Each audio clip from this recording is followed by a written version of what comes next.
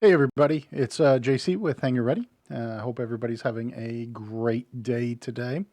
And we've got a big show, a lot more people on than normal. I've got co-hosts coming out my ear holes, we'll say. And we're going to show you everybody. So with me today is also Jolly. Yep. Say hello, Jolly. Hello, everybody. And we have Turing. Hello. And we have Callie Josh. Hey. And we have Nomidius. Hey there. And finally, we have Hendrosa. Howdy. This is his first time being stuck on here with us. So, I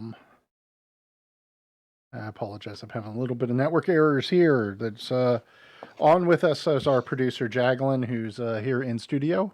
And she's not going to come on camera probably, but for a second. And then Shap Cap is handling our questions and comments. So he's monitoring chat. And then finally, we have Free Curse, 4-star, and Lacoste handling chat mod. So we should be good to go. This is going to be a busy episode, I think. We've got a lot to talk about. And I think we're going to have a really good time. Maybe a little bit of a long show, but this will be our last show for a while. We'll go ahead and go back to doing once a month because it looks like most of the COVID stuff is over and lots of people are starting to head back to work. So with that said, let's talk about segment number one. Jolly, survival consumables. I know that we put this on here. What are your thoughts about the food and drink in 3.9? Yeah, the five of us had a long discussion, much discussion, and a sixth and seventh person, about the impact of the consumables on the gameplay and stuff like that. Some positive, some negative. Overall, at this stage, and this is something I have to remind myself more than anything else is, look, it just came out. It's brand new to the game. It's in test.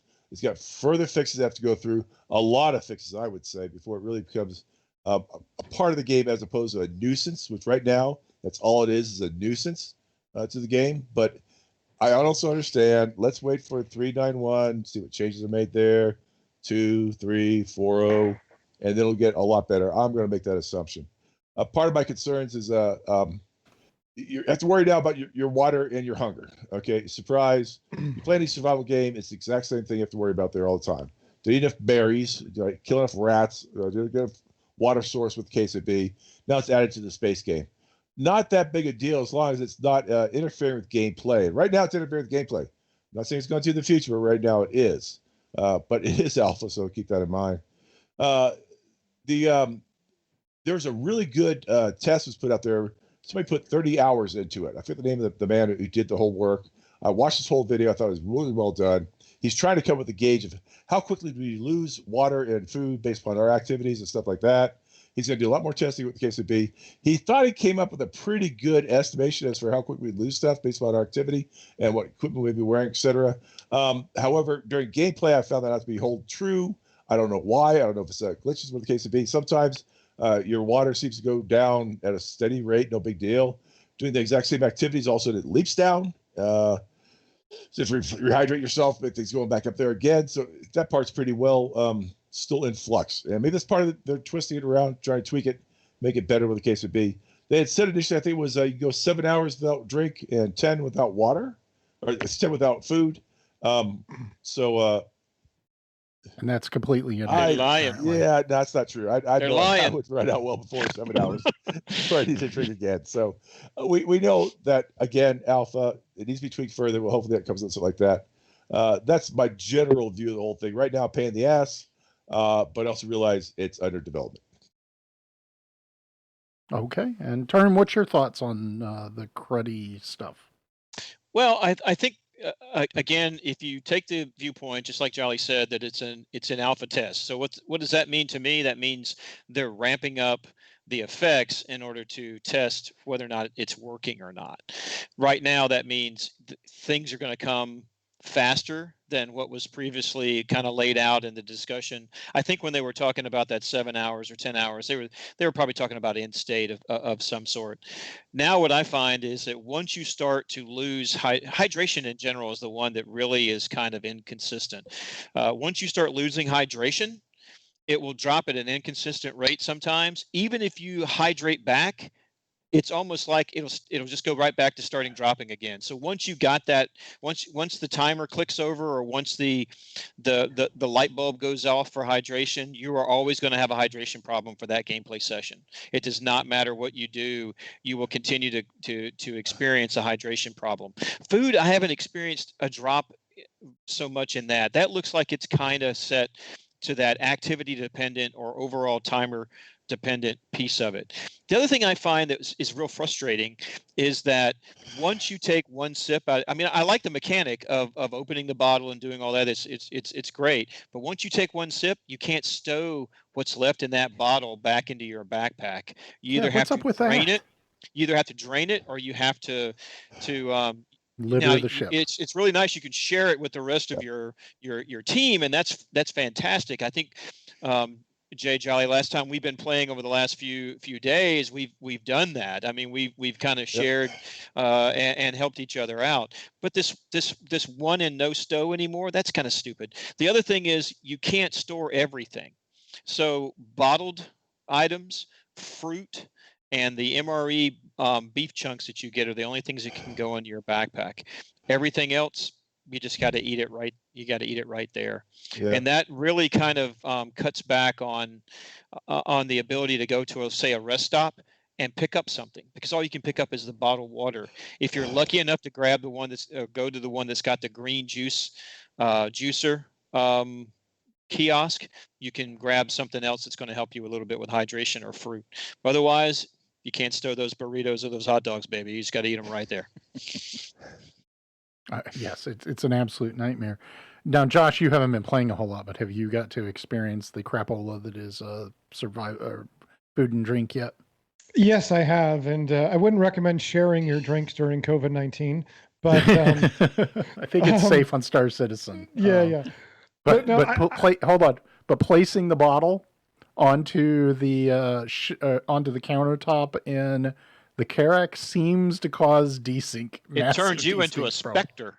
It does. Oh wow! I mean, it did. It turned it into a specter. Suddenly, you turned around, and here comes Jay floating across the Carrack. Nice. Go ahead. I'm sorry, Josh. No, you're good. So I did, and I was at Port Olisar picking up our uniform, and I saw they had these little MRE packets, which kind of bring back terrible memories. And so I picked up a few of those, and I really didn't, have any thoughts about using them. But going in and doing some mining stuff with a friend of mine, I saw my food start to drain down, and it doesn't replenish just because you log out and log back in. So I'll be honest, I don't really like it. I was in quantum travel, and it was pretty obvious I needed to eat and drink. And I had to get out of the seat, which you're not really supposed to do. So there's lots of little bugs and things that I don't like. I'm not a big fan of the mechanic. I wouldn't mind having the need to put that stuff in your inventory or have it on your ship, but to make me take 6 drinks of a soda to rehydrate, I don't know. It doesn't add gameplay that I'm interested in. Well, now here's a secret. If you hold down the left mouse button after you start the drink, you'll drink the whole thing if you want. One click. In one click. Oh. So there is a trick there so you don't have to constantly, go down and inner thought and drink again, and then thought and drink again. Yeah, you don't even have to start the inner thought to go for it. You can just automatically hold down that left button and it'll go. There you go. So you can chug like a good college student. Keep in mind, Correct. That means you can't share if you have leftovers. If you hit 100%, you can drink more if you want to. Go right ahead. It's your bottle of water. You bought it. But you can't share it. It's one thing to keep in mind. Also, you cannot eat or drink while you're flying. And that's part of the problem, too.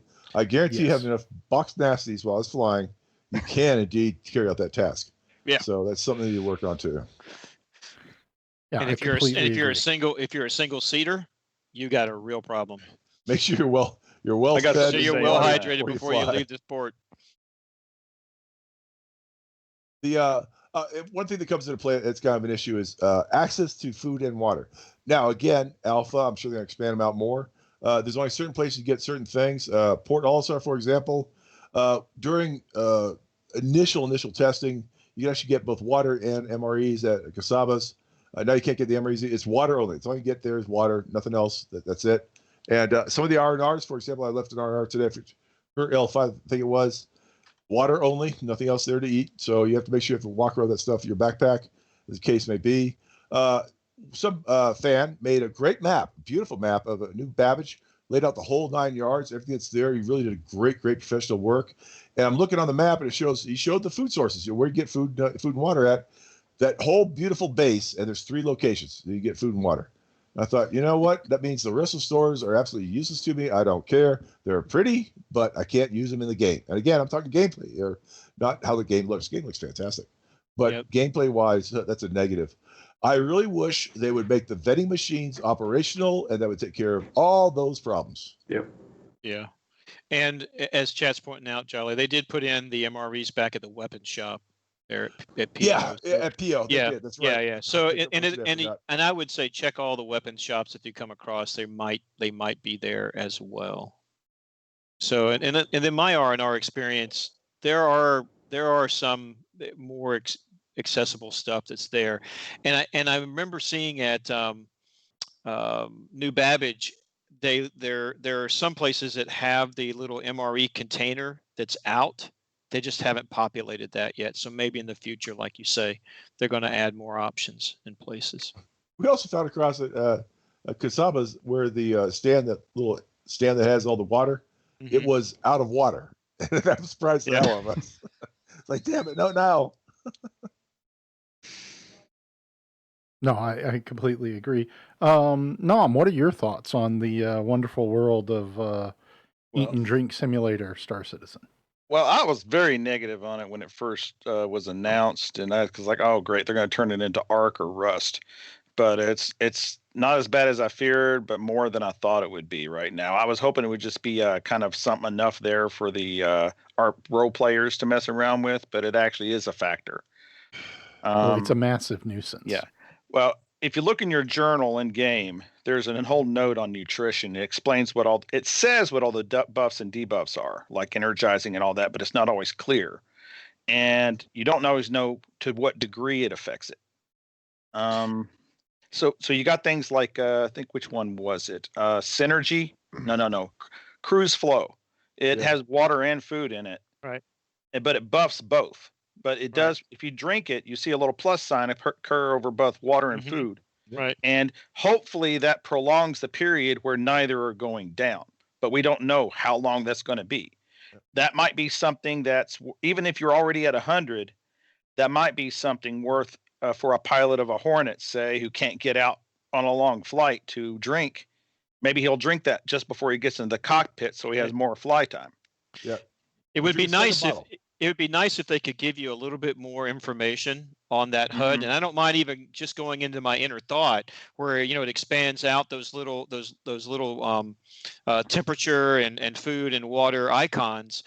If you're going to give me a buff, show me. I mean, show me something that says, "Hey, I got more stamina," or "Hey, I've got a little bit more strength," or "Hey, I got something." If you're going to build it into the play, give me some feedback so I know what I'm doing. Because right now, if I drink something that's I know the immune booster is not doing anything right now because there's no disease or anything like that in the game, and they built it in right now so that they have the ability to both vertically and horizontally expand this, which is great. I like that, but show me something that's a benefit to me rather than that little plus symbol above the water and food. And even then I would contend that half the time that didn't mean diddly squat for me, because I still started to drop water even if I had the plus symbol. It's very inconsistent. There may be some factors to do just with the location you're in, with the suit you're wearing or something, who knows, because they're not giving us enough information. The energizing buff, it actually puts a plus sign over your beats per minute. So I would assume that means you got more stamina. Your heart rate doesn't go up quite as fast. Right. So maybe you can sprint longer, or maybe you can run further in heavy armor. But we don't. That would require some testing. Yeah. And let me see. There was a couple of things I was thinking about.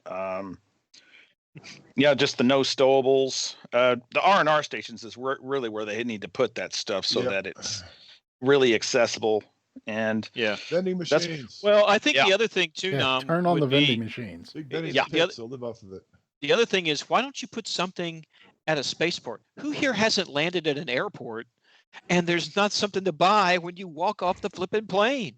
Yeah, You know, immediately. but immediately. And so they don't have that available here. And it's just like one of those things that, did you really think about this? I mean, I'm just stopping for some gas here. I don't want to run all the way to the food court. You're bringing up a real good point, and I'll use Lorville as an example, though. Don't fly into Lorville right now. Yeah. Under any Public service circumstances. announcement. We'll get to that. We'll get to that segment too. But you come out of the halves. Okay, I want to pick up some food and water. Turn left, get to the metro ship. Well, I got to turn right, go all the way down to find some food and water.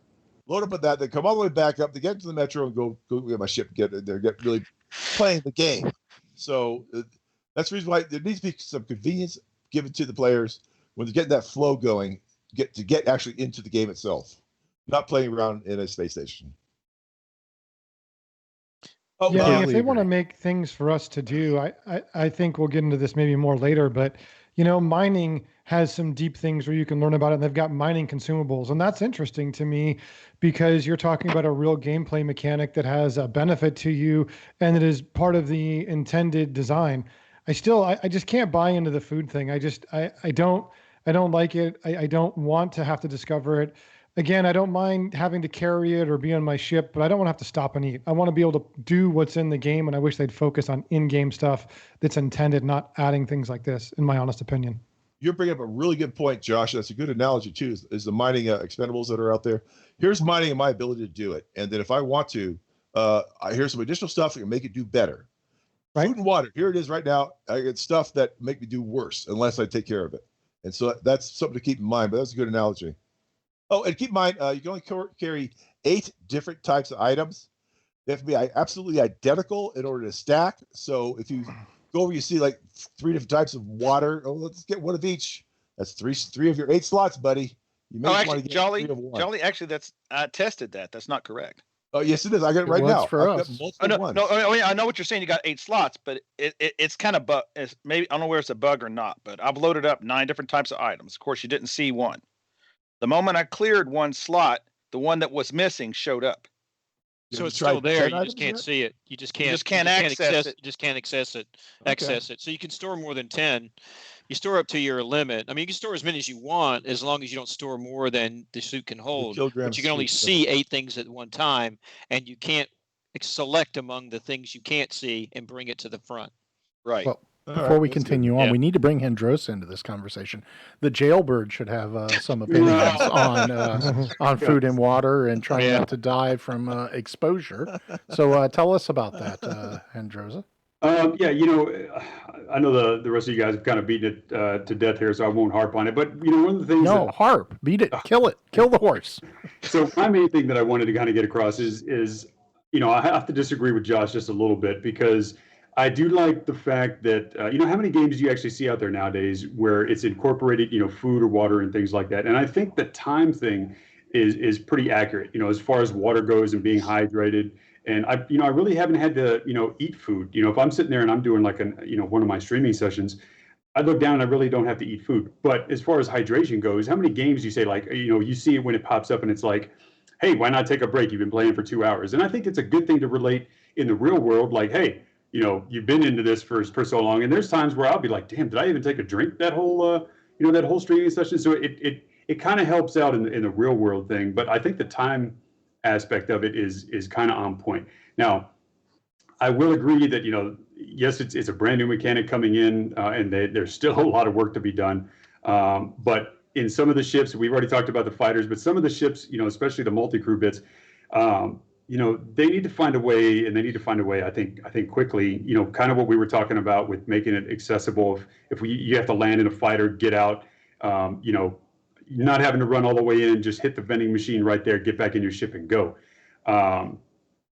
is being able to store it in your ship, having a fridge or something like that to where you can stockpile it. That way, if you're going out for a while, you're going out. I don't want to have to stop and look for a station or something like that to go and refill up, or pick up some more stuff, pick up more food, more drink, or whatever it is. And let's say one of the members of your crew actually forgot their stuff. Hey man, hit the fridge in the back. I got some water back there for you. And it'll make the gameplay more interesting, and not to mention remind you like, oh crap, let me grab my water bottle right here too while I'm drinking. And keep you going.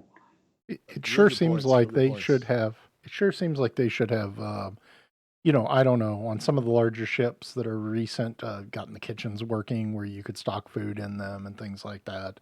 I mean, we fly around during when we're streaming quite a bit, and Jolly and Turin and Jaglin here recently on a Karak, which has this fully, there's food quote in the kitchen, but it's not actually there. They've got to do something in that space to make it better, in my opinion. Final thoughts, Jolly. Yeah, keep in mind, it's an alpha feature in an alpha game. Give it a break. I need to give it a break. Yeah, it still sucks, though. It does. 50-50. 50-50. Okay. Real quick, we've got a question for all of our viewers that we're going to be asking at the end of this, which is, what unplanned feature would you like to see added to Star Citizen? If you have a feature that you'd like to see added to Star Citizen, please add that to chat at Shapcap, and he's going to make a list of those, and we'll go over them. Also, if you have other questions, please at Chatcap those questions, and he's going to compile a list for us to answer at the end of the show. We got a big show tonight, and believe it or not, we are not maxed out on Skype users. We, in theory, could bring on more people to talk, but 6 is probably enough. So we're definitely ugly enough that too many more would start breaking computer screens. Guys, if you're watching and you got friends or you're on a Discord and they're interested in Star Citizen, go at them real quick and tell them, hey, come watch these goofy guys talk about a silly computer game and make fun of them. So, Turin, wind and weather. That's been a big thing of 3.9. Yeah. And it's got some cool things and some not so cool things. Why don't you lead us off on that? So another big rollout along with the food and drink mechanic has been the wind and weather. And so we're going to start off with weather first in the segment I call Let It Snow. So of course with Microtech coming out, it's a cold environment. Some places are really, really cold. You got some extreme temperatures out there, but it's not always, a blizzard. There's some pretty good and pretty, I think, visually appealing temperate environments on Microtech. But what you're going to encounter are snow, rain. You're already seeing that in other places too, that have atmospheric conditions where you're going to get rain. Microtech's a pretty good place. Pretty nice on the sunny days. Make sure you got at least medium armor to last for about 13 to 15 minutes on the outside with medium armor. Cleo is a very warm moon. It's got a methane lake. Don't go swimming in it, please. Don't do that. But it's deadly. With medium armor, you can pretty much go about 1 to 2 hours there. Calliope, I think, is the one that has the mountainous, the bunkers. That place is flipping cold, and you will freeze to death even in medium armor very quickly on the outside. I like the weather conditions. I think they're extreme at the moment because it is an alpha test, and they want to get as much impact as possible with these things. It comes very frequently. Everybody knows that weather systems don't necessarily roll in every 10 minutes, but some of the places where you're at, it'll get clear, and then suddenly 10 minutes later there'll be another thing that rolls in, it's just one right after another. So on the cold weather planets, it'll fluctuate. On the hot weather planets, and not really planets, they're really just moons, Aberdeen and Daymar in particular, those places stay consistently hot. There is some fluctuation for nighttime and daytime that you'll see, but I know that Aberdeen is. I don't know how they do that prison there. If you ever escape, you better dang sure hope you got somebody to come pick you up, because that thing is in the sunlight can be. I think it's 226. I think I wrote it down. 226 Celsius. Yeah, 226 Celsius in the sunlight. You're going to just boil away very, very quickly. Even with the hot weather armor that you only get 3 hours worth of time on that environment. Daymar, it's about 106 Celsius. You can survive for another like 15, 20 minutes in medium armor, pretty much continuously in the hot weather piece. So the hot weather environments don't fluctuate. It's either hot or it just kind of drops at night, but still stays warm and goes back and forth. What you want is to make sure you pick up that gear. So there's two places to go get the gear. The hot weather suits at Tammany & Sons in Lorville, and the Novikov suit, which is the cold weather stuff, is up at Port Tressler. It's going to run you about $16K. I highly recommend that you pick it up, because if you want to operate in any length of time more than about 10 minutes in these environments, you're going to need to have that gear. So it's really going to change the way you load yourself out when you go do a mission. I think the water and food, even though we don't like to talk about it, we've already kind of beat that one to death, is going to make a difference in these cases as well, in those types of environments. So make sure that you get the right gear and you know what environment you're going to go into before you step out. So, Hendrosa, what do you think about the weather and the winds in particular? Oh, we haven't talked about the winds yet. Go ahead. Talk about winds then. Talk about winds. You want to talk about the winds now? Yeah, talk about the winds now. Oh, okay. Well, the winds. Well, no, hold on. You're right. Let's go to Hendrosa and let him tell us what he thinks about the weather. All right, so I do like the weather aspect. It's one of the biggest things that I've really been harping on when I'm streaming and I'm talking to viewers and such. And it just makes it so much more realistic. I mean, right now they've hit the tip of the iceberg, literally.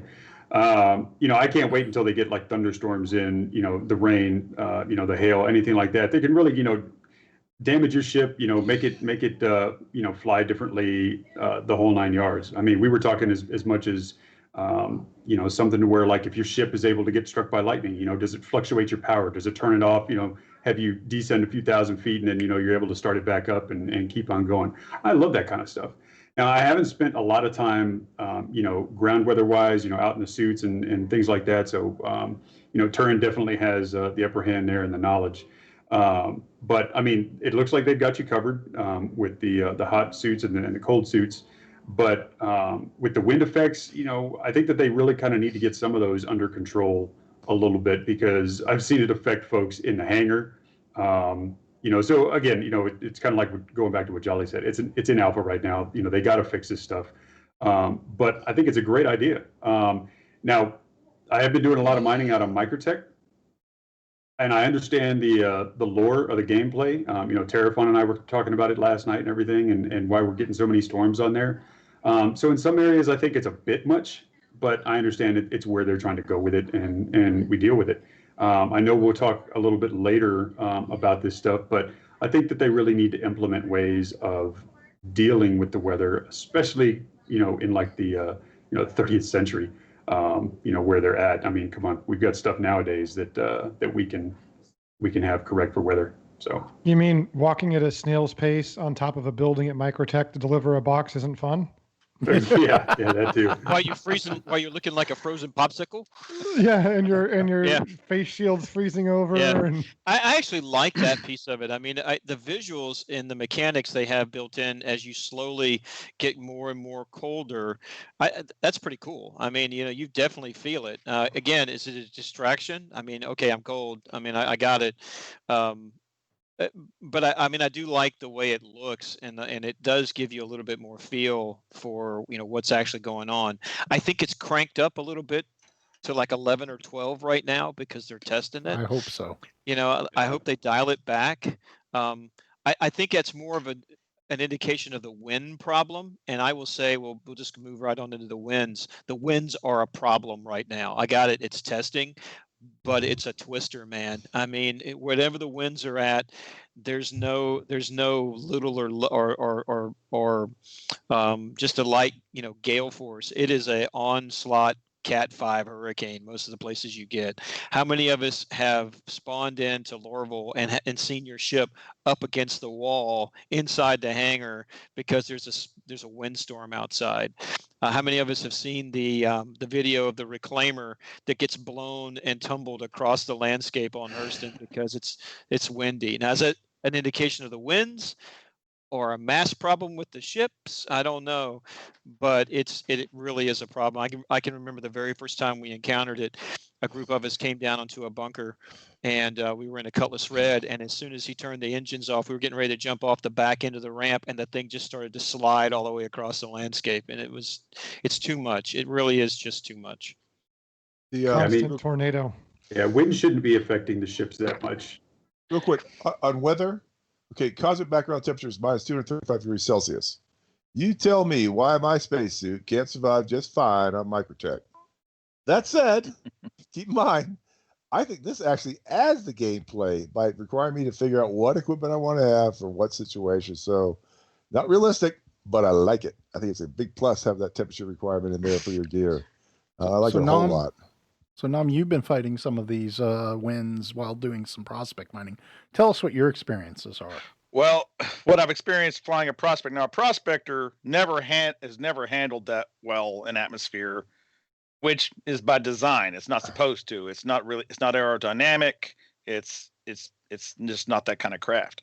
But I was on the surface of Euterpe, and when a little windstorm would come through, you're fighting to turn certain directions. You'll be facing the wind and you're fine. The moment you try to swing left or right, you get about 90 degrees, give or take, either way, and it's like you're hitting a wall trying to turn the ship. You're trying to yaw left or right, and which might be good from a gameplay point of view. I have to think about that.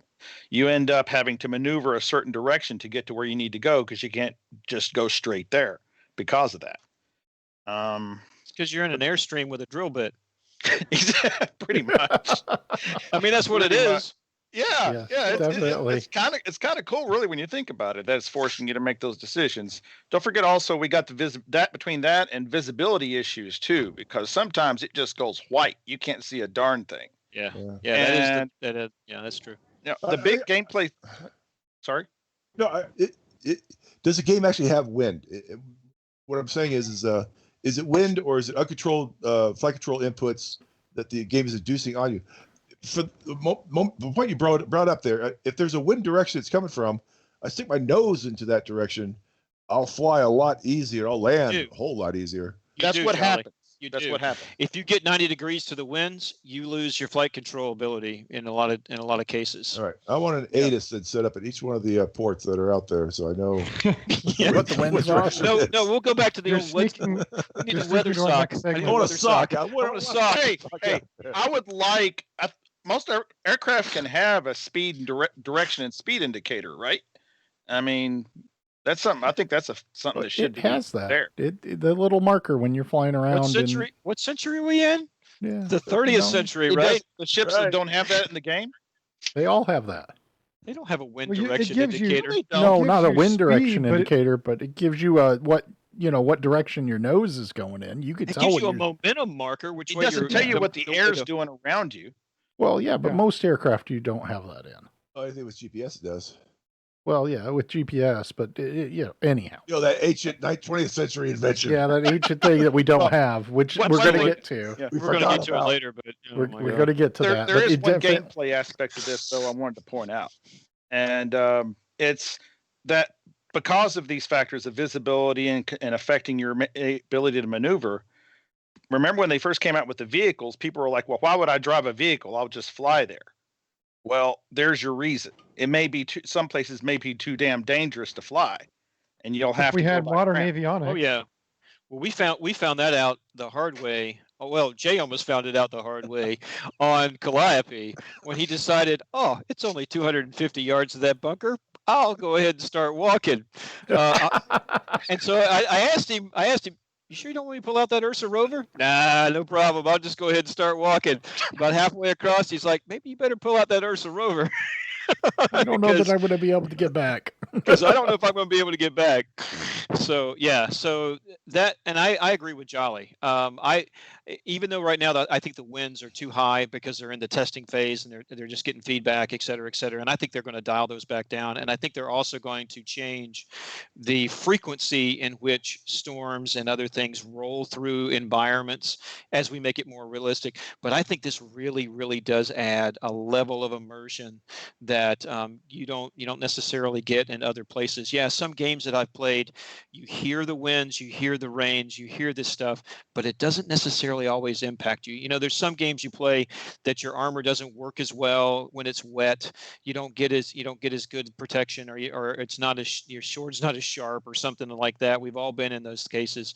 But the fact that I've got to really think about where I'm going and what I need and how am I going to survive in that environment, I believe is a real plus.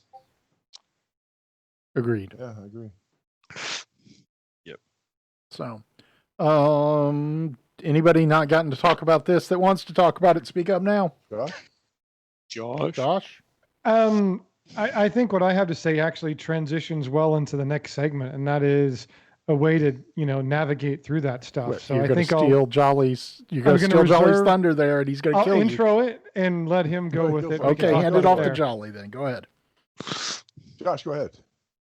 No. It's your segment. I'm just real quick on the weather. One thing to keep in mind is what we have found so far is keep your engines running when you land, so you can correct yourself if you get blown around. And VTOL seems to help. If you get a ship that has VTOL, it works a little bit better to get slow enough. Twist your engines to the 90-degree point, and it seems to work out a little bit better. All right, this is a complaint of mine from day one in this game, and that is we don't have a compass. All right, almost every other, in fact, no, I take it back. Every other damn game I played has some sort of compass involved where I can see what direction am I going to tell everybody I'm going this direction.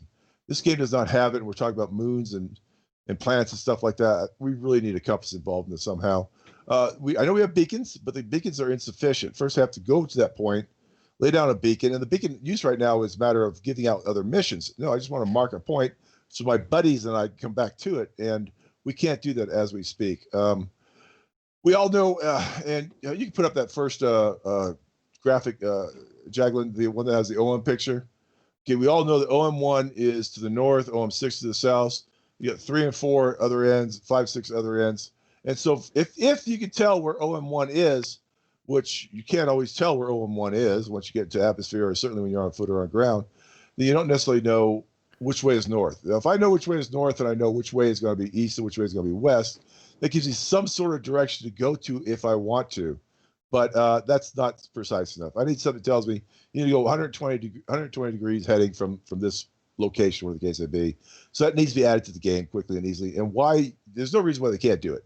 You have a sphere, you make true north, and you just work off of that for your compass and let that be that. And so it's a feature they need to put into the game to make play on surfaces a lot more enjoyable. Guys who like doing races on the ground, I know a lot of people in the org do here. Demo Rally does it. It'd be nice if you had a compass, make sure am I still going the right direction? Yeah. That would work out to your advantage. But we need that. And also it comes into play when it'd be nice to know if the winds are from the west at 45 gusts to 65, I know which direction I want to land at the site when I come to it. Or if I'm coming to any site whatsoever, I get a nice picture of it. I can orient my picture when I go over there, fly over and take a snapshot of it and say, that's north. Which direction am I coming at this thing from? I can say, hey, you're coming from the southeast, so it's going to look like my landing area is over here or over there, where the case may be. That'll be a big benefit. So just add a compass to the game. It shouldn't be that difficult to do. I'm making assumptions as a non-computer programmer, but I'm sure it can be done. The other thing that comes into play is we need a lat-long system. Any sphere you can establish a lat-long system at. All you need is to establish a longitude line, and that's any of the planets or moons that are out there. Pick a point, usually a major point, and say that is your Greenwich Mean Line right there. In the U.S., it's London, all right, or Greenwich, I should say. But in Hurston, it's Lorville, whatever you want it to be. You establish some sort of longitudinal line. Latitude is always going to be 90 degrees up, 90 degrees down. Don't worry about. So that needs to be done for each of these planets. Now, is that precise navigating? No. But if you tell me that you are at 75 degrees west, 40 degrees north, I get a general idea on that moon or planet where you're at. And then I go down there and start searching for you, where the case may be. That needs to be added. That grid system needs to be added to the planets themselves. We don't need GPS, so that'd be sweet. We should have it. After all, like I said, 20th century technology, but at least give me a map that can work around these planets and moons on. My complaint. Well, today. and Jolly, going back to Jay's question from before, I think this is a very important feature for not just navigating generally, but if you're flying into a sandstorm, you need some kind of terrain avoidance ability. I mean, heck, you can get on a Cessna today, on one of the cheapest airplanes out there. Now, it's an expensive upgrade, but you can get a system that virtualizes the Earth for you and will help you avoid terrain. So having some kind of digital display like that reads out for what you are, in a modern fighter, if you have a waypoint, it becomes a triangle on the ground that you can see in your HUD. Right now, if you quantum in, you get a quantum marker, but unless that's part of a mission, once you do that, the marker goes away. So you have the choice of either being able to know exactly where you're navigating or see your speed for controlling your ship, and you really need both. So I think the navigational portion of this for ships and in general use, I think, is critically important. I mean, we're talking about going to different moons and different places and trying to coordinate actions amongst various groups, whether that be a 4-flight ship and some Marines on the ground. We got to be able to know where we are and know where we're going and get there safely. See, now on top of that, let me just add something here. So when we're talking, about wanting to get to where, like let's say, mining, for example, you find a real good mining area, but you're full, you need to come back. Right now, we've got the beacons where you can request a pickup or whatever it is. If they can just implement that to where it's more or less like a party thing or just something for you, like should this be broadcasted or should this just be for your personal use? Well, as long as you know where it is and the group that's with you, you are the quantum marker, but you know where to go and you can just set it like, hey, here's my coordinates or here's my GPS location. Well, Yeah, no, but Hendrosa, I mean, how many times have we been mining in a spot? It's getting dark. You've got six rocks here. I've only mined 2. I'd like to go dump my load and come right back to this point. You don't know how to get back to that point. Right, and that's what I'm saying. I would say, but you're by yourself, so there's no quantum marker for you to get back to. So unless you've got the ability to look on your screen and say, I'm at coordinates so and so and so and so, you're not going to be able to pilot back to that exact spot. I mean, that's what I'm talking about. Right now they've got those beacons in there where it announces everybody, and somebody can choose to take it. What they should do for right now is, implement something to where it's like, okay, I want this beacon, but it's only viewable to me until I choose to take it away. Or I mean, they could make a time hacked or whatever. And wherever you are at that location is where you activate it.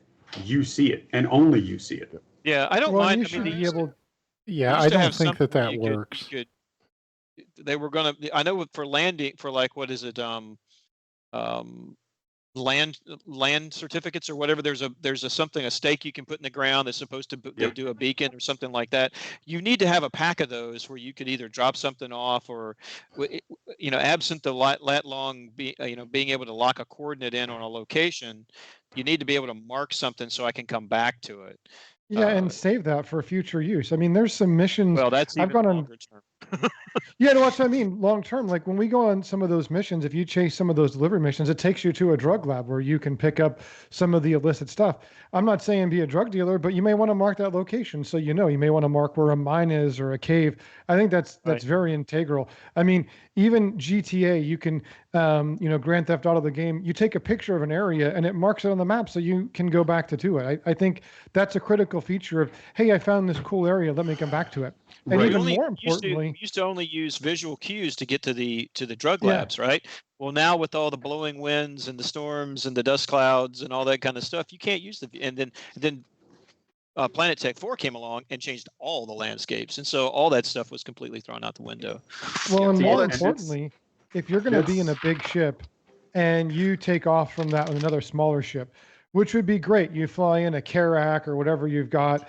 You want to drop down to the planet side, do something, fly back. If you spline or quantum at all, you're going to end up in a situation where you can't quantum back to that ship unless you have a person there as a beacon.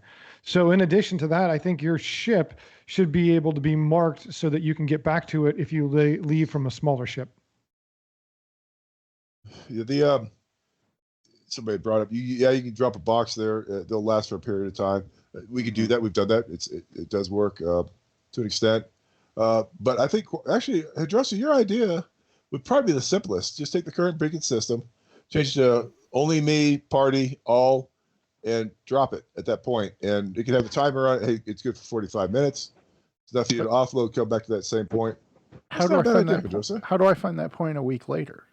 No, That's the I'm not question. saying No, a week you later. can't. That's the Right, you I can't. don't mind making it temporary. That's fine. Yeah, Right, yeah, just it no. won't be temporary. able to, it'll go away when when that game session goes away. It'll definitely be wiped. It's Exactly. not as so good that's as useless. a grid system, but it is something. It's Right. useless. It shouldn't even be mentioned as a adequate fix. It is completely useless. Their to main this- argument to the is problem. Not necessarily a fix. It would just be more along the lines of, something that you can incorporate right now, because, we just kind of like what Josh was saying is when we want to do that claim stake, yes, you're going to have to get out, you're going to have to put that thing into the ground, and you're going to have to guard it until you can get it registered. Imagine if everybody right now was trying to go and find the exact same mining spot or something like that. You'd have 100 of those things all over the place. But if this way, it's just something like a beacon that you can navigate to, just like a little signal that you can hone in on. It's not seen, but you know where you're going, and your ship should be able to, coordinate that. And in the party that you're in, you can coordinate it as well, and it doesn't draw, any attention to, passerbyers or whatever. Their main argument against this usually is, oh no, you'll break the intended gameplay, which is a Complete non-starter BS. to me, because it's BS, because people will always find a workaround. We do this stuff with the boxes. We turn on quantum drive and check distances to the relative OM points. People are always going to find a workaround if you're not going to provide it. They need How to is just it game breaking to need- have nav it's- points? It's not, but that's the argument. And also, when you just all you're asking for, what Jolly is saying, a compass on a planet or a moon surface, and maybe some grid lines, they act like you're asking for a system-wide exact coordinate system, which is not what we're asking about. No. Well, you kind of are, though. I mean, no Not offense, really, no. but that Only on the moon or planet scale is what Well, we're I talking think it about. needs to be in the universe as well. If you're going to go Yeah. mining with an Orion or something, you should be able to mark a point. Lacking the ability to do basic navigation in a space game just seems absurd to me. But the fact that they haven't put Ovidius, this. they have to keep track of where your ship is moving relative I to know, each yeah, other, so they it's an know how the ability for me to push a button and say I want to mark this point in time. I mean, they do that. I mean, let's take. I know we don't want to talk about other games and stuff necessarily, but EVE Online allows you to mark a point in space, and I can keep that point as long as I want to keep it. Well, you know what? it'll go back to that relative point. I'll tell you exactly how it'll work, though. I'll tell you exactly how it'll work. Way it could work. True persistence. When they talk about having physicalization of items, you put down a coffee cup somewhere, you come back the next day and it's there. Well, if they can do that, they can give you a marking a point. Yep. There is no technical reason they can't do that. Don't give me that. Just give me a readout where I can read out the coordinate system and then give me the ability to punch in a coordinate and give me a marker to it. That's the only thing I need. I can write down on a piece of paper or take screenshots of the places I'm interested in, pull those up and punch in a coordinate, a hexadecimal, whatever you want to make it, and go, okay, show me this marker so I can fly to it. They should be able to take the machine language grid coordinate system that they already have, because they have to have it, and convert that into some sort of readable output, a 4-digit, 3-digit, whatever you want to call it, XYZ coordinate. That coffee cup has some means to know where it's supposed to sit when you get there. Well, my ship does, because I run into things and get fines, so it knows where stuff is when I do that. The viewers pointed out, hey, that might be part of what exploration is added to the game. That's a valid point. This should have been in the game for day one. I can see that. silliness. I can see that for systems that aren't mapped yet. I got that. I mean, that's great. Yep. But Stanton's been mapped so many times, it's hilarious. And I got it. I mean, why can't you call in if I call into ATC for a pad? How come I can't get a readout on where the winds are and what direction they're coming in? And I know. I mean, that's what happens. I mean, in real life. So Just saying. Well, the problem But the guy is knows that what there's he not a outside. single real life pilot or sim pilot working at CIG or that they're talking to on a regular basis. Oh, Nope. Trust me. They should. So we'll beat that horse to death. Any more comments about this? Picking up a little music from somebody. Not me. Yeah. It was Joni. Who was the naughty person there, Nom? wasn't me. Yeah, that's me. Okay. Jaglin, Josh is asking if you can pull up the video for that. You got it ready With to go? no audio. He wants you though, to I'll turn do- the audio off, though. I'll do it. Okay. All right, I'll do it live. Okay. But let me introduce the topic first. Go ahead and just tell her when to play. The overall segment 4. Introduce overall segment 4. Yeah. Segment That's 4. what it is. This is our question of the night, which is what unplanned features would you like to see added to Star Citizen? And we'll turn it over to Josh for him to talk about his first, and then we'll tear it apart. Go ahead. Yeah. and to be clear, it's not a tech feature or a tech development. This is something you want in game. And the two things that I want, number one is I want a targeting pod with the ability to lock and zoom air to ground and air to air, as well as some kind of forward-looking radar. And if Jacqueline can pull up this video, I'm going to attempt to do some live commentary on giving a little example of what it is and why I like it. So here you see an F-18 with a targeting pod, and you get a little bit of a close-up of this lens here. This lens is used to be able to see things. If you look in the MFD of the jet on the right-hand side, I'm trying to target something. When you do target it, you can point a laser at it. In this case, we're going to lock up a laser-guided Maverick. When it goes off the rails, what you'll see is we're locked onto a tank, and that laser-guided missile is going to follow the laser down to it and make a nice explosion for us to see. The purpose of this is to be able to identify your target, and here I'm able to zoom out and acquire another target for another pass. Of course, if you are a Navy pilot, your biggest thing to do is get back to the carrier. I didn't know how many people had seen something like this and what a modern flight sim looks like, but here's me coming back to the carrier after blowing some things up. Wave off, wave off, wave off. But in that video, what you get to see is the pilot's ability to use a tool to see beyond visual range. And that gives you the ability to identify friendly versus foe. And not just friendly versus foe, but if your guys are on the ground and they're getting blown up by a tank, and they're trying to call out that tank is their number one priority in life, and that if you don't get down there, something's going to happen, you could then focus in on that tank. And in even modern fighters, you could pass it off to other things, other assets that maybe are better equipped, or to your flight or whatever. And I think that's an important game mechanic, whether you're in the ground or up in the air. Being able to have some time and distance to stand off and look at something is a critical factor, especially for pilots and flying. So I want a targeting pod that gives us that ability, number one. And since Jay mentioned tearing it apart before I go to number two, we can start with that one if you want, Jay. Not going to happen. Go ahead, Josh. Okay. If I could, okay. Sorry, go ahead, Jolly. Josh, I fully understand that air power is the key to all success in any warfare, period. But as an owner of a Nova tank, this is a horrendous idea. I want to bring my big guns down to it. So I'm going to show you my targeting pod right now. It's called the top button on my throttle. So what I'd use that with is to cycle through my next targets, and I look up on my little HUD display and it tells me what I have. So my question to Josh is, what's different in what we currently have now that I can cycle through targets on my screen than what you're asking for? Yeah, so the targets on the screen, the only two options you have is to lock that target or cycle targets. Okay. So if you have a large number of targets, or if they're spread out over a little bit of an area, it's hard for you to distinguish the exact target you want. Now, locking an air-to-air target, you usually see a 2D map, and you can see where your radar is, and at least in current airframes. So you want to be able to pick out the target that is most critical or most important to you.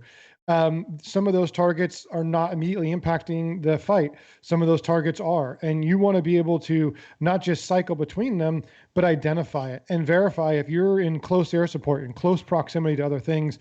Yeah, you might be able to cycle to one of them, but that one that's specific and critical, I think, is important. Plus, it gives you the beyond visual range to identify that target and to plan what you want to use. So Yeah.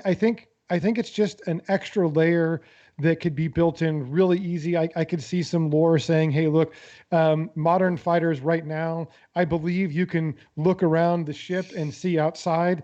I could see in this century that this game is in, you could do that and zoom in omnidirectional if they wanted to. Little cameras embedded in the ship. It's not that hard to make happen, but I think it's a critical piece of gameplay that gives us extra ability. Okay, we're talking about CIG, who can't give us a coordinate system, can't Yeah. give us You don't think they have any pilots? They don't have any military people on their staff either. So at Hopes all. and dreams, Jay. Hopes and dreams. So I mean, here's the thing: they don't even render ships at the distances that a targeting pod would be useful. So they should. but they don't, and that's not going to For now. change. Not going to change. Everybody could go. Not for now. Here's the thing: unless the game plan for the PU is to completely redo everything they've done up until this point on a completely brand new engine, they're not going to be able to fix some of these issues. And so this is, a complete pie in the sky, unworkable idea. Would be nice in a perfect world that we could get something like that, but this game isn't ever going to have it, and it's not possible to put it in. And I feel awful about that, but at the end of the day, they like the cycle targets, and they do give you the ability to go backwards if you really want to. So you can cycle forwards and you can cycle backwards, and that's going to be your limitation on being able to select targets non-visually. And visually, you can, visually you could do what you need to do. But, you can manually target people and stuff like that. But at the end of the day, all of this is pie in the sky. They've repeatedly convinced us that they're not going to give us a simulation. They're going to give us an arcade game.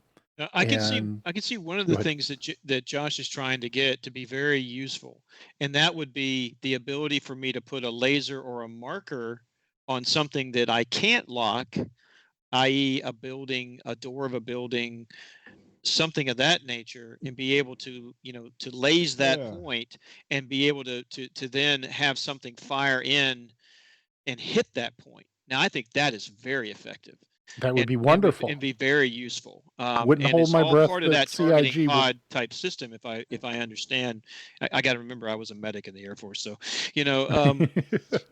but the what they have now with being able to cycle through the targets that you get, I agree that it would be better if I could pick up those targets further out, depending upon the scanning and sensor package that's available in my ship.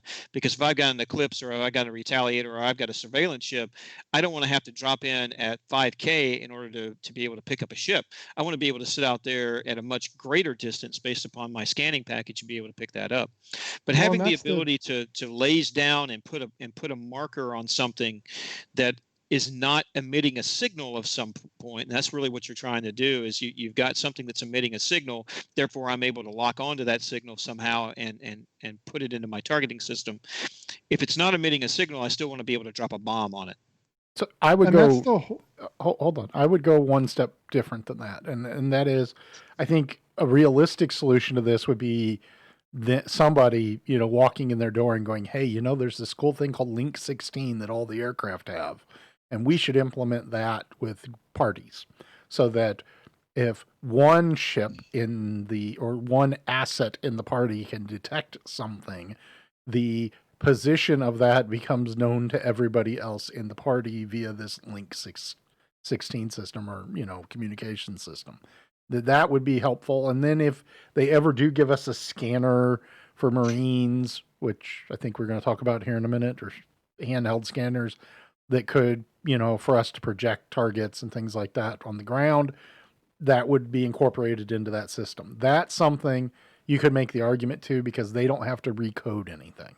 I would, yeah. Go ahead. I just say they have mentioned being able to share targets on a party or with your wingman. They have mentioned that before many times. It's been a while, and we do have the targeting refactor coming up. So that, I think that's on their to-do list. I'm pretty sure. Now, wasn't that the over the horizon targeting as well? Possibly, yes. Oh, okay. And I mean, that's the whole point.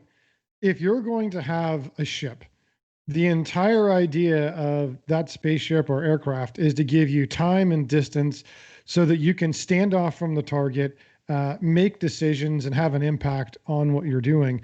And if you don't have the right tools to do that, if the ships don't render for that, then that's sort of immersion breaking in a way that is very obvious, and it seems almost intentional to make it into a knife fight. In modern warfare, it's almost like that's what they're trying to do. Yeah, in modern warfare, and in going back even to the 80s and even before, the entire idea was that you didn't get into a turning fight. The entire idea was that you detected the enemy and that you fired upon them, and they blew up and didn't know why, right? So we don't have to have something that crazy, but you should be able to use a ship as intended. Otherwise, it just feels very arcadey to me, and I'll be honest, I don't like it. Arcadey is what we're going to get. And it, right or wrong, and how foolish it is, Chris Roberts is in love with World War II kind of fighter mechanics.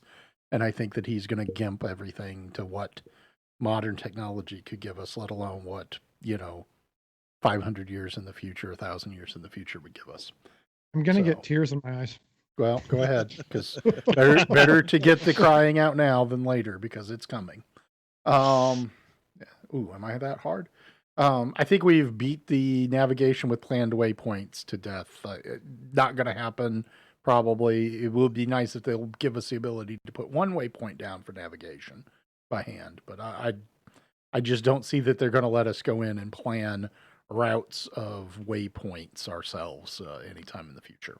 Yeah, my only comment on that would be, it would just be nice so that you could plan to maneuver around air-to-ground radar, stay away from air-to-air threats, or how you maneuver through a canyon.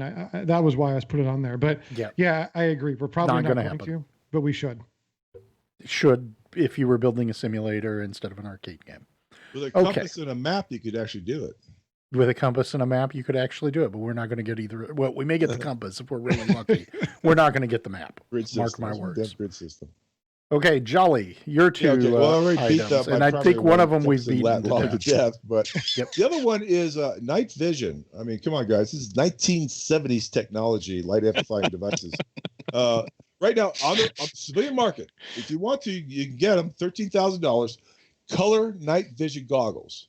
Just so you know, the hues are all off. They look like crap. Basically, they look like reds and stuff like that. But if I can get that type of stuff right now, there's no reason in this game I can't all of a sudden switch on some sort of night vision when I'm coming into the dark side of the moon or a planet.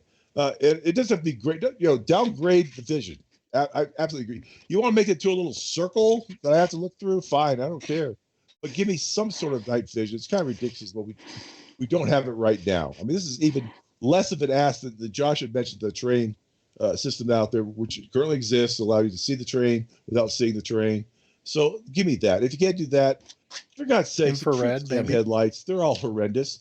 I have flashlights stronger right now than some of the headlights on my ships. So let's get the night vision thing out of the way. Well, again, this is one of those times where Thank you. This is one of those times when the information's already there. The buildings, the ground, it's already being rendered in the dark. When I'm coming in, it's already being rendered. So if I flip a switch on my ship, why can't you take the outlines of those buildings that are already being rendered and just give me a little green ray trace around it? Just something. Just something. Something. I'm wearing a tactical helmet. Nobody in their right mind would call it a tactical helmet if I can't do a night vision view on it. It's just useless. Thank you. Need something. Okay. Moving on to me and my wish list, which is not quite as far fetched as Josh is, but probably more so than Jolly's. I think that my number one request is going to be an Acre style communication system. And for any of you that aren't familiar, go on YouTube and search Arma Acre, ACRE. This is a radio system that they put into a big multi-person combat game, and it is comparatively to what we have today in Star Citizen wonderful. And so I would strongly encourage people to think, we need this for large orgs. We need this for large group play or even mid-sized group play. And again, the fact that we don't have, that it doesn't appear as if they're building this type of comm system into the game is sad, and it's horrendous, and it's going to be a massive problem. Any comments on that idea? Yeah, I mean, when you talk about combat, the three keys are move, shoot, and communicate. And tonight we've been talking about how you move, how you navigate, how you communicate is the other one of those things. And a targeting pod, gets into the shooting a little bit more. And so I think it's one of the three fundamental things that we must have: a way for flights to communicate with other flights, flights to communicate with the ground guys to communicate with each other, command and control to communicate with them all. There's no doubt that this is 100% needed. Mandatory. Either they do it or we're going to have to do it. Somebody's going to have to write it external to the game, and everybody's going to start using it. So, anybody else thoughts on this? Yeah, you're right. The game currently, I use VoIP. I have it always active in case someone wants to talk locally. And locally, it works fine, in my opinion. There's nothing wrong with it. But if you want to somebody gets...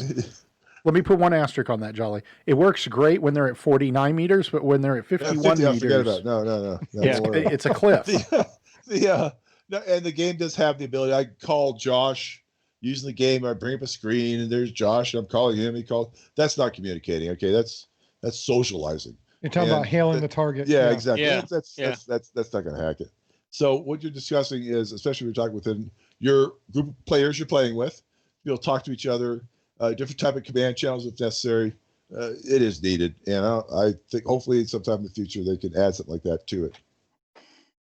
Okay. Get it together. No, I'm kidding. And my next wish list item, which they've kind of committed to a certain extent, is a ship controls API so that we can pull status of ships out of the game and munge that data and interact with the ships via an API to control functions. You're talking about a touchscreen. I'm talking about touch screens. I'm talking about a Helios or a Touch Buddy or something like that. We don't want to talk about the quote spyglass because you got to be careful what vendor you use because they may be monitoring all your usage. But you definitely want something where you can do better controls, whether it be via a touch screen or via, Stream Decks or, home built cockpits. You need this API because there's just too many poorly thought out command interactions. I mean, it's something like 1,000 different things you combine today when you get down to all the different combinations. Are you saying they should have someone with sim experience? You've said that before. I'm sorry. Yeah, that seems like a common theme, that maybe somebody with sim experience or somebody with the real life flying experience or someone with both. I wish I had a dead horse icon to put up on there. I know. It's almost like, you could probably just set up a Skype conversation with a couple of people and they could probably give you good answers for how to solve these problems. And make it work for small groups and large groups. But no, we don't want to do that. I think you said it well last show, Jay, in that if you understand the way modern things work in that space, I'm not saying copy it and it has to be perfect, but it gives you an idea of what's capable, why it's organized a certain way, and what makes sense to translate to what we're doing now. Completely agree. Anybody else want to comment on my horribly bad selections? Going once, going twice. Okay, moving on to Turin. What All are right, your two so desires? my first one is I would like to see a pick list style location list that I can set my navigation target for. You mean like The waypoints? current game Instead of map that where I ugly have map. to open it up, wheel down, scroll over, look at the fading symbols that are on it, spin the planet around, trying to pick the icon I need. Why the heck do I have to do that? You're already picking up all the locations that are in the system. I need to open up my navigation panel, go to Crusader, go to Daymar, go to Wolf Point Shelter, click on it, and it sets my route. I don't need. I know where I'm going. I just need to be able to pick list from it. I don't need this map where I have to scroll around and look. I think the map is useful in some cases. Like we had a crew member that ran out of gas last night, and we had to go back and get him. Damn. And we wanted to, it was easy for us to go in the map and see where he was at and be able to pick it up and fly back to him. All this other stuff, it's just way too much time. It is a time sink, and half the time I'm having to reset my map, go back in, look around. So I want a pick list for my navigation. And you can't always click on what you want to, especially if you've got two quantum locations next to each other. Sometimes it's really hard to click on the one you want. Yeah, Or one like of the six. Go ahead, Sorry. Norm, I'm sorry. I'm saying, or like six party members that are sitting at the same location. You got a Shack. beacon for every one of them. Yeah, Yeah. that's definitely a shack. I mean, you can't. I mean, when we all spawn in at to do a mission with 30 people, and we're trying to pick out the bunker we're supposed to go to, everybody's pip is on Hurston. So it's glowing with 5,000 rads of radiation or something like that. You can't drill down fast enough to get to it. So that's my first one. The second one has to do with the fact that, my God, we are in the 30th century. All right.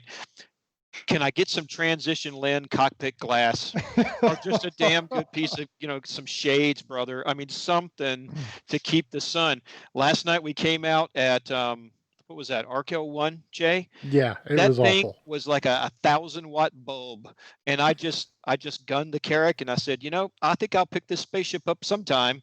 It'll get so big that it'll cover the sun, and then I'll hit the brakes. And that's exactly what I did, because I couldn't see a damn thing. It was just too bright. It's just way too bright. And They've I've got got a all these- helmet on, for Christ's sake. I should be able to dim the light, and they should be able to, along with the night vision as well. Jai already covered that. It's the same technology. Just dim it for me. Just something to knock out the brightness of the sun. Here's the question, real quick. They've got like 100 pairs of glasses that you can buy in the game, and not a single one of them are as good as a crappy $10 pair of aviator sunglasses from Costco. Make them look like whatever. I don't care. I mean, I got purple glowing ones right now, and it doesn't do me any good. I mean, how many of Doesn't do these sci-fi movies do you see where they're pointed at the sun, and here we have what's the newest ship that came out Prowler? that everybody's all hyped about? The Prowler, right? Prowler. With the little shields that kind of open back up. Yeah. Why not just have some, whether it's a shade-based film that comes over, or shader that comes over the glass, or the same thing for like the night vision bit, or whatever. You could just use a whole bunch of them. Just make my character reach up and pull down some shades, man. I don't Right? care. I mean, Well, Terraform brings up a good point, and it's actually an industry I work in. They have welding helmets that auto darken, and you can set them to it. So basically, the technology exists right now. In a $125 welding helmet, you can actually be smart enough to differentiate between a welding arc and the sun. So it will kick off for one, but not the other. And we can't have something like that in our helmet. that's sorry. why I said. That's my segment was transition lens cockpit glass, because it exists. Okay, that's my two. Real quick, It's Terry, in your cheap idea car. The star map is very useful for SA. It helps my SA out a lot. But your point about, hey, a list, why not? The ARC has that. Why can't we have that in the game? Right now, if I go to the ARC map, I can type in a destination and boop, it's right there. Why can't I do that in the game? So it's a good point. I completely agree. If it's already there. Or even better yet, let us punch in a coordinate, a hexadecimal coordinate I think we have all the you know. solutions here. We should just take over CIG. Well, I don't know about that. Oh, Because you're I programmed. don't know that I want that headache, but I got a it sure full-time would be job. nice if CIG would actually We're talk going to to be some the people. brain trust. The Okay, wine crowd. The Moving- wide crowd. Yeah. moving on to Nom. Fine. Nom's got two interesting ones. Kind of compared to some of the things they're talking about, they're relatively small, but I think they come to quality of life, just making life a little easier. It's they seem to like the idea of buttons just cycling through things, which for some things work good enough for like switching between targets. But if you got two size 2 weapons, which could be a P4 and a P6 on your back, tapping 2 cycles between them, and you may not remember which one's coming up next in a round robin fashion. And same thing goes for multi tools and the little lights, the glow Kim sticks. lights. Yeah, and The the Kim 4 lights that cycles don't work between as those. well as Right. cheap party kit lights from Yeah, Party yeah, City. yeah. Somebody got a rave going on, but but every other game, Arc or whatever, you have a number assigned to a specific weapon.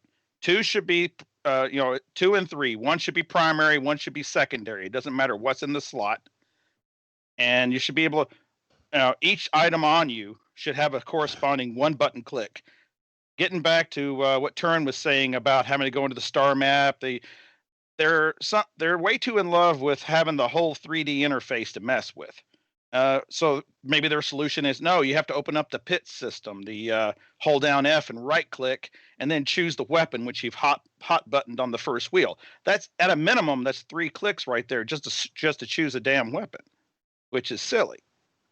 And Especially when you're getting shot at. yeah, Yeah. and it obscures your vision while you're doing it. It's not a solution. The solution is to have a number correspond to the weapon. Period. Right. Agreed. Completely agree. And the other one is I like to do the box missions a lot. I like loading up a Pisces with a bunch of box missions on all the moons around one location. Go to the moons around another planet. Why can't you just sort all those 24 box missions by proximity to the pickup point? I mean, you got combat missions. They'll tell you how many kilometers away the destination is. They can do that for the box missions. I agree completely. It's ridiculous. Those would be pretty simple fixes, to be honest. Those Exactly. are- They're small things, but it would make life a lot You easier. mean Situation. you mean that would be more important than eating and drinking? Oh, never. Definitely not. Whoa, way to cycle back. Shots fired. CIG is down. only if you could navigate back to it. Yeah, exactly. Yeah. Or I don't know. What if you have a windstorm though? Oh. Maybe Shit, one of dark. the 10,000 maybe one of the 10,000 vending machines could give us some food and water. Okay. Hendrosa, you've got some interesting ones here that I have no clue what this actually means, so I'm going to turn it over to you. What are your 2 ideas? All right, so the first item would be like a FOD radar. Pretty much, if you go back to a good example of this would be like the Armageddon movie. You're out there, you're out in an asteroid field or something like that. Something that could highlight anything else that's moving, within a given distance, just to where you're on the outline. Because we were talking about the sun being able to blind you. You get the shaders that aren't just right, and next thing you know, you roll up on an asteroid, and you're like, oh crap, here it comes, and there's nothing that you can do.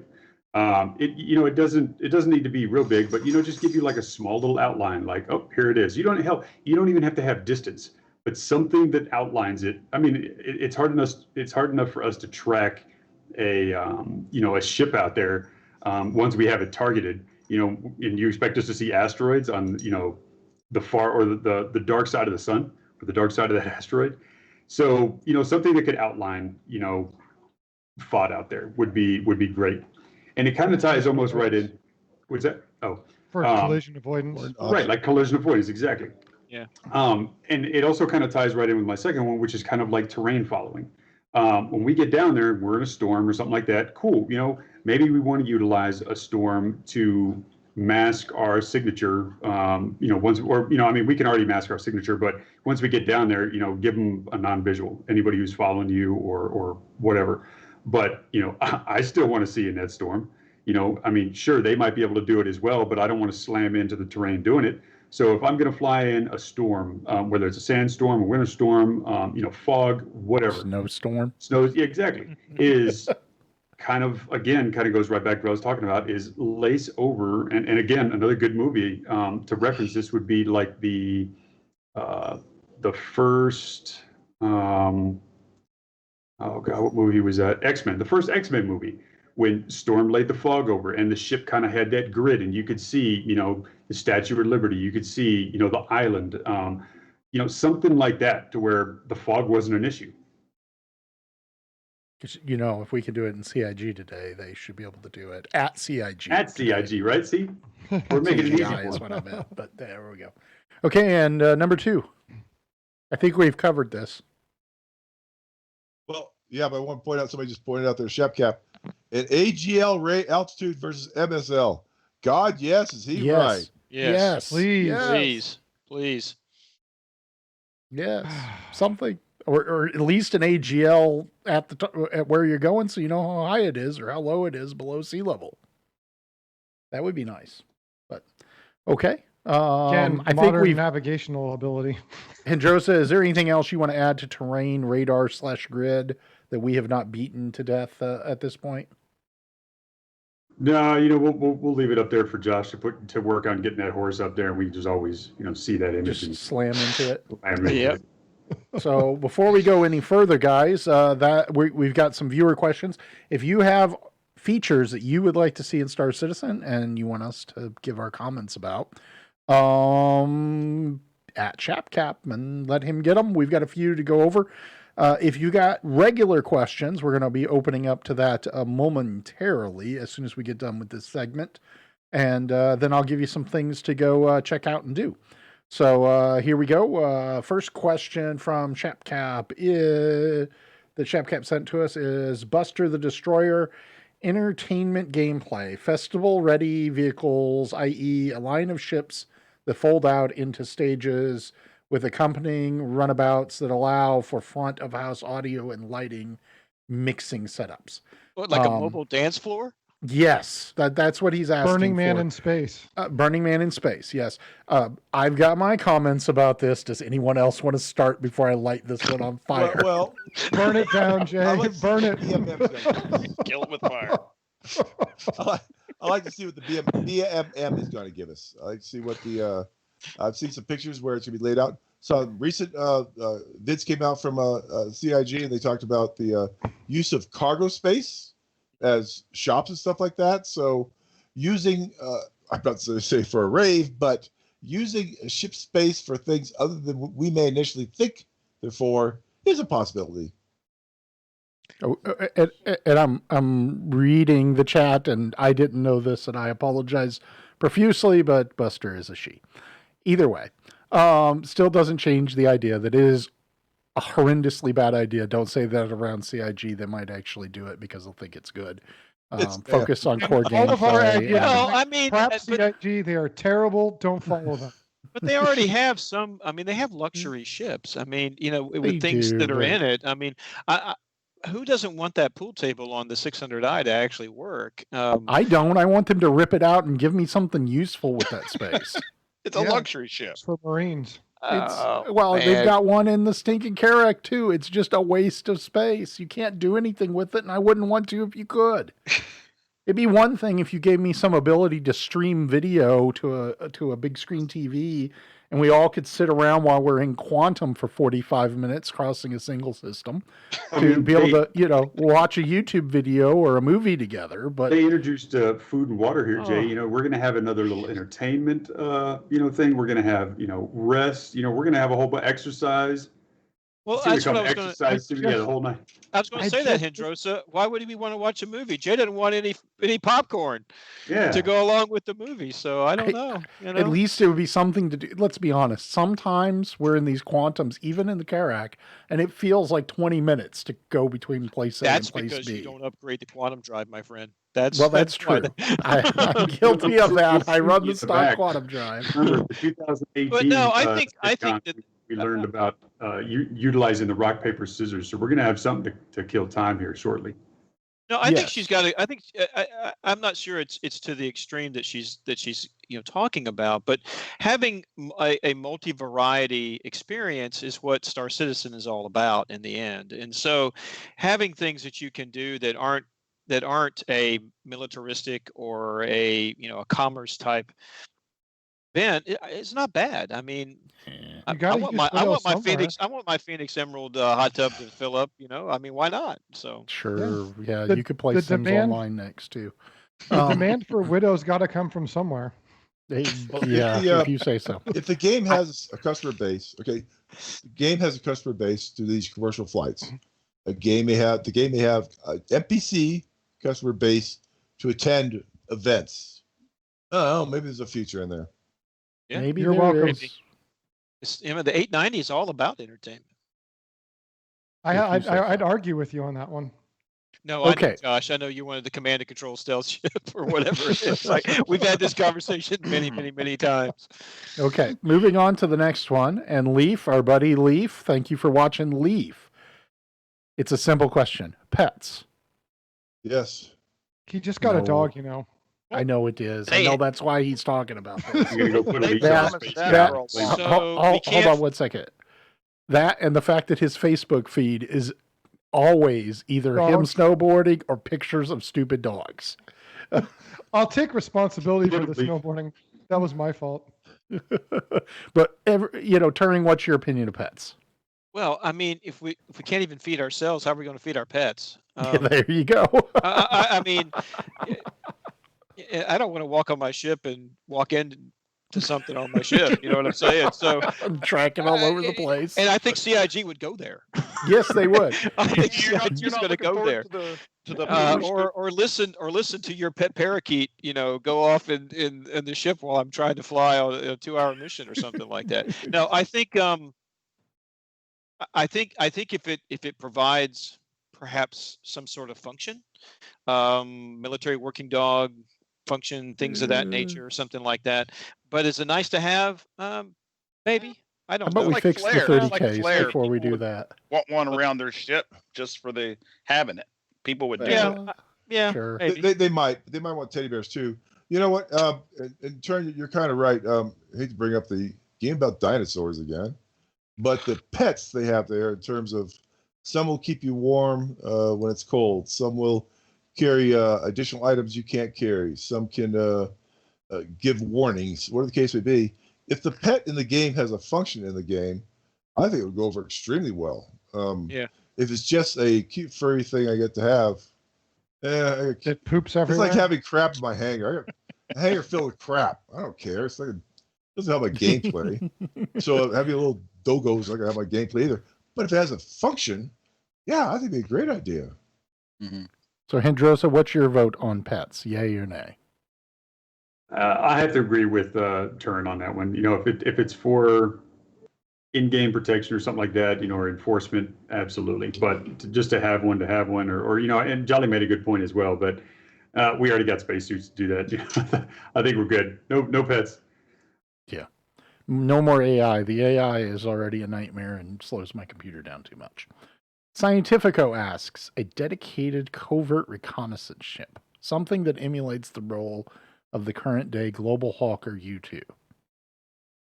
I'd be all for it. Yeah, I guess. I mean, it wouldn't be highest on my priority, but that's kind of cool. An Definitely expanded some type Terrapin or of- something.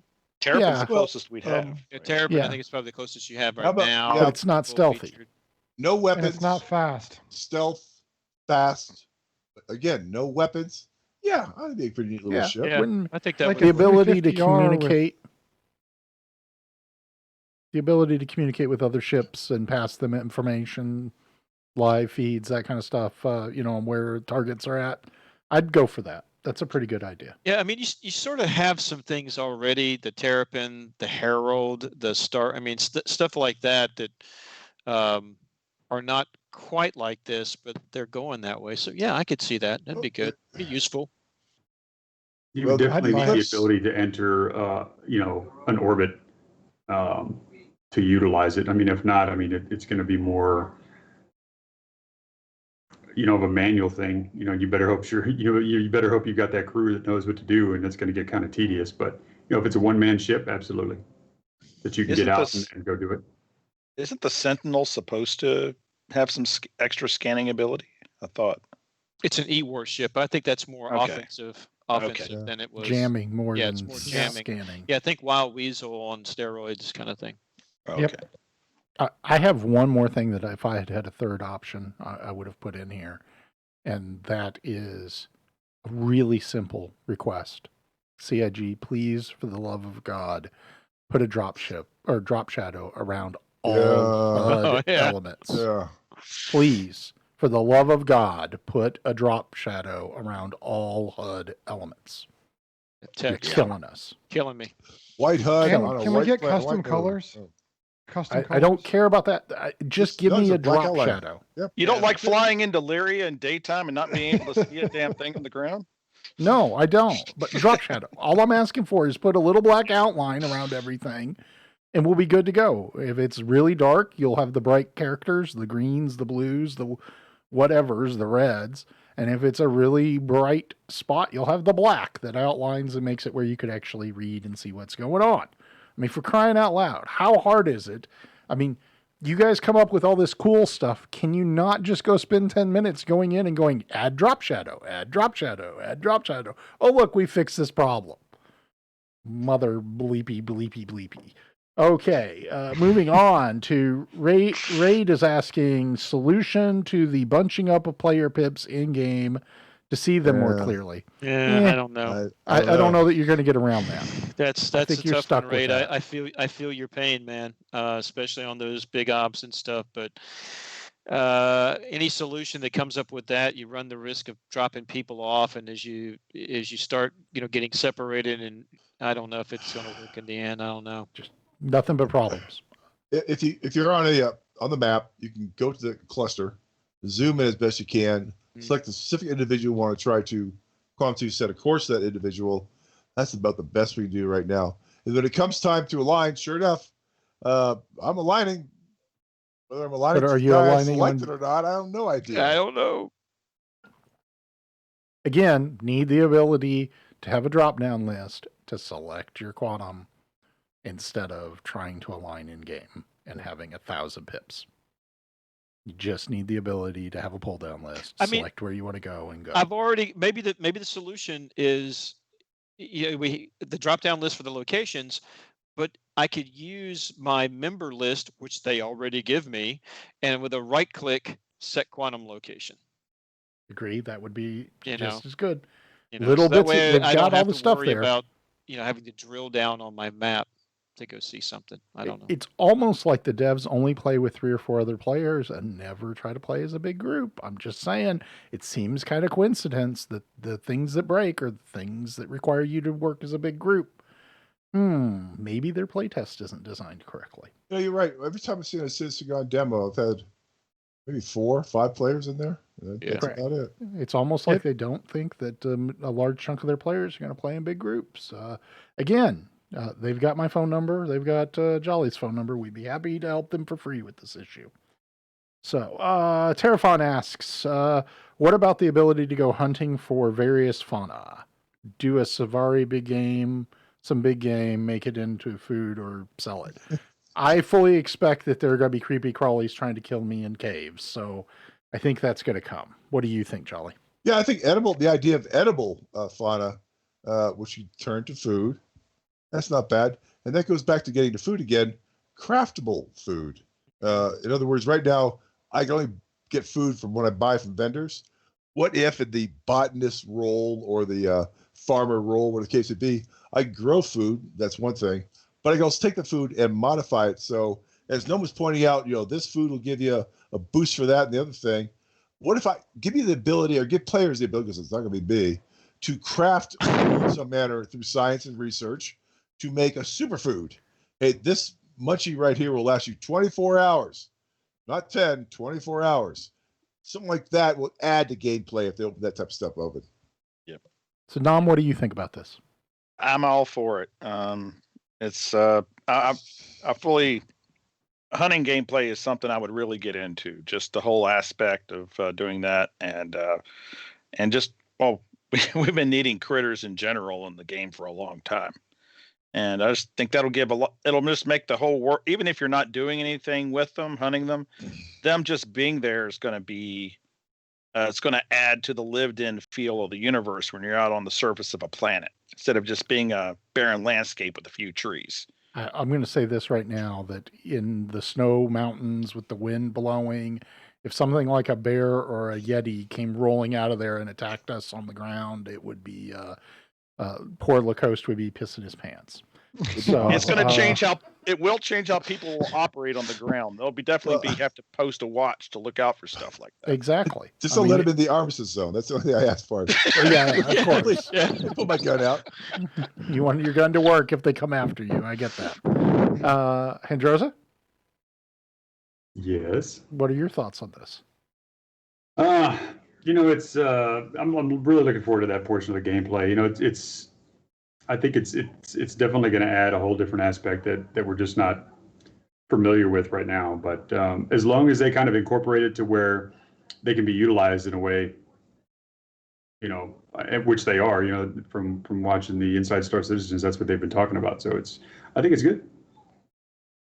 I'm looking forward to the creatures they have planned for caves. It may add a little negative in terms of that's additional function NPC running around, so it'll be a little bit drag on your what you're looking for. But it's no worse than when I'm walking through a port with a bunch of NPCs standing on tables, or walking around, or getting the damn NPC sitting in front of a kiosk.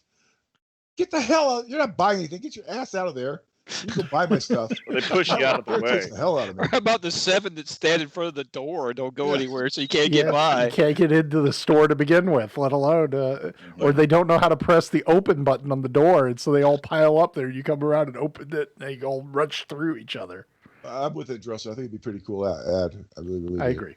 It would be nice. Okay, guys, we're going to open it up to questions out there.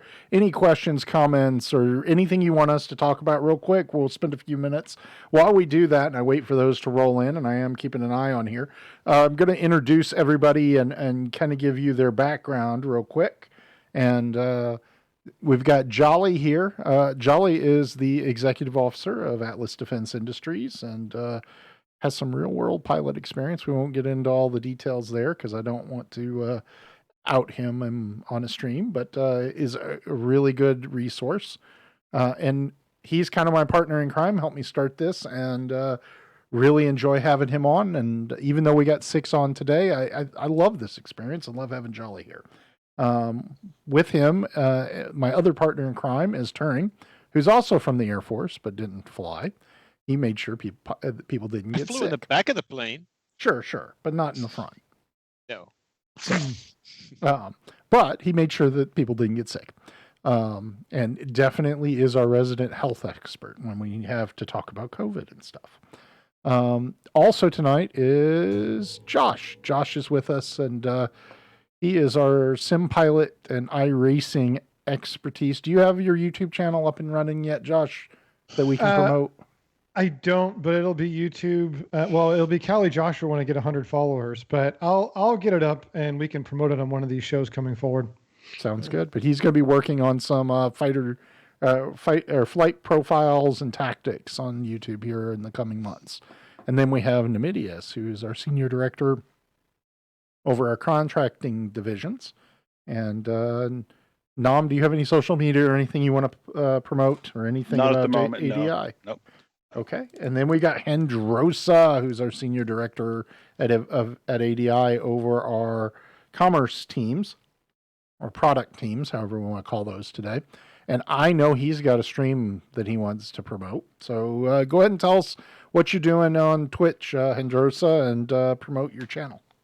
So yeah, I'm one of the streamers for Atlas Defense Industries. I stream Star Citizen. It's pretty much my main focus right now. Retired Air Force, so that's pretty much all I'm doing on a day-to-day basis, or at least 3 times a week, 2 different streams out of those days. But yeah, just pretty much just trying to keep Star Citizen running for you guys. And I guess I'll grab the link here for you, since I don't have it readily available. There you go. Sorry. Thank you. Let's say I had it. That's true. I had the other one actually available. Jay was talking about YouTube with Josh. I was like, oh crap, Jay's gonna want my YouTube link. Let me go in and get the YouTube link. And that's the one I had ready. I know your Jim. YouTube link will be on your Twitch profile when it's ready. So, and I don't see any other questions. So I'm just going to go around the room and get final comments. Hendrosa, any final comments for our viewers before we sign off for tonight? No, you know what? Thank you guys so much for being here. Jay, thanks for the invite. To be on Hangar Ready and the rest of you guys, I really appreciate it. Already starting to get a couple follows on there, so thank you guys for doing that. And yeah, hopefully you guys are staying safe, and hopefully you guys will be on hanging out on the next Hangar Ready. Okay. Nom, anything that you'd like to add before we close out the show? Just like what we talked about there, looking forward to 3.9 being a lot more stable than it is right now. I mean, we didn't talk much about that, but they've been going through a lot of mess this past week with getting long-term persistence to actually work right. But it's a pain point they just got to get through. I know some people are saying, why don't they just roll it back? But that doesn't accomplish anything in the end. So I will just say 1 step forward and 8 steps back some days. Yep. So, Jaglin, the producer here, would like to comment that your cloth background she is in love with and wants you to Discord her the purchase link. So, I will. definitely wants to see where she can get some of those for curtains or something. Josh, anything that you would like to add before we close out the show? Yeah, absolutely. So part of this will have to do with revealing the ship for the day. Yay! And I have to almost got away without you doing that. I know. I was going to sneak it in. I got to believe that this ship has some of the basic features that we talked about. I really hope that CIG will engage us either in Spectrum or a phone call or somehow and talk about these things. I think the dream for me started with Star Wars as a kid, and I want to live those things out and enjoy them. And I just don't want it to be quite so arcadey. I guess that's how I'll end it. Yeah, I say the same thing about DCS all the time. I don't want it to be so arcadey. Moving on. Shots fired. Shots fired. Shots fired. Sorry, I have to get that, that dig in there. The DCS is just, overhyped arcade game. But Turing, anything that you'd like to add before we close? I would say that there are a lot of new features that rolled out this time. It's a bit of a dumpster fire at times. Stick with it. Stay away from some of the things that you're obviously going to lose credits doing, i.e., big cargo runs, things of that nature. Stick to the basic mechanics such as boxes and stuff of that nature, and just drink in the visuals and drink in the other new cool features that they have, because it is a big work in progress. They've come a long way in the last year and a half, 2 years. They're really kind of working hard to get things to where they need to be, and it's still being tested. But stick with it, even when the dumpster fire erupts. Yep. And Turing, we've had one last thing: keep washing your dang hands. Yes. Wash your hands. Even though we're having problems, we're still getting good. We had a 2.5 hour, almost 3 hour stream the other night with no real until the end. We did, and Jolly left before we encountered our problem, which was landing on a pad and then it completely just glitching out for all three of us at the exact same moment. I would say stay away from the Pisces sometimes, but and the ghost glitch is something that is brand new. I haven't seen that in any of the other patches where you just suddenly become a specter and you're able to move through and out. I haven't seen that before, but it's got to be just, as they bring things in, just like we said, and we were all discussing this beforehand, before we sat down for the show, as things roll in, you really don't know what you're going to break until you actually implement it. So there's a lot of things that they put out there that they don't really know, and it is testing. So it's good. Okay. And then finally, last but definitely not least, Jolly, any thoughts? Yeah, I know it sounds like we're slamming RSI and CI a lot tonight. We're not. All of us in this broadcast, all 6 of us, have spent thousands upon thousands upon thousands of dollars supporting the game because we believe in it. And I still spend money because I believe in the game. I believe what Chris Roberts has a vision of. So do continue to support CI and RSI.